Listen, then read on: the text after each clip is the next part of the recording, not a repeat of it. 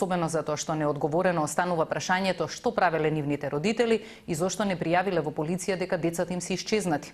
МВР поднесе пријава против родителите, а обвинителството треба да одлучи дали ќе започне истрага против нив. Родителите на злоставуваните малолетнички од Шуто Оризари 4 месеци не знаеле каде им се децата. Меѓутоа, не пријавиле во полиција ниту пак кажале некому. До овие сознанија дошле истражителите кога девојчињата раскажале дека биле принудувани да имаат сексуални односи со повеќе клиенти. Некогаш биле носени и надвор од Скопје, но секогаш во тие 4 месеци биле враќани и затворени во куќата на вујкото на Макроата. МВР поднеле пријава против родителите, но јавното обвинителство се уште одлучува дали да започне истрага против нив. Оваа бавна реакција на институциите според невладината Меѓеши покажува немок на државата се справи со последиците.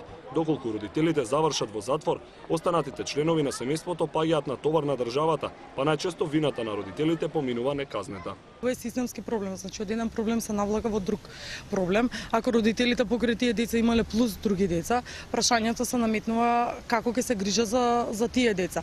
Можеби би требало покрај тоа што ќе им се зголеми свесноста, може и да се казнат и така натаму, да се работи доколку го имаат, тоа си го работи Центарот за социјална работа, заедно со Министерството за внатрешни работи, дали може да се работи на јакнење на нивниот родителски капацитет кој што го имаат тие, за поднатака повторно не се случи. Значи потребна е една целоисходна истражна постапка во која што ќе се оцени и состојбата на родителите. За жал Зенговска вели дека ова не е прв случај кога службите ќе затаат, а родителите заради лошата економска состојба, алкохолизам или развод дозволуваат нивните деца да завршат во виорот на проституцијата, питачењето и трговијата со луѓе. Родителите дали поради нивното незнаење, дали поради нивната стравот кој што го имале, дали поради ниското ниво на образование, немале доволно на едукација зголемена се што се може да се случи со нивните деца, во некој случај го притаиле тоа што предпоставувале можеби или скриле, можеби не предпоставувале, меѓутоа скриле кај се нивните деца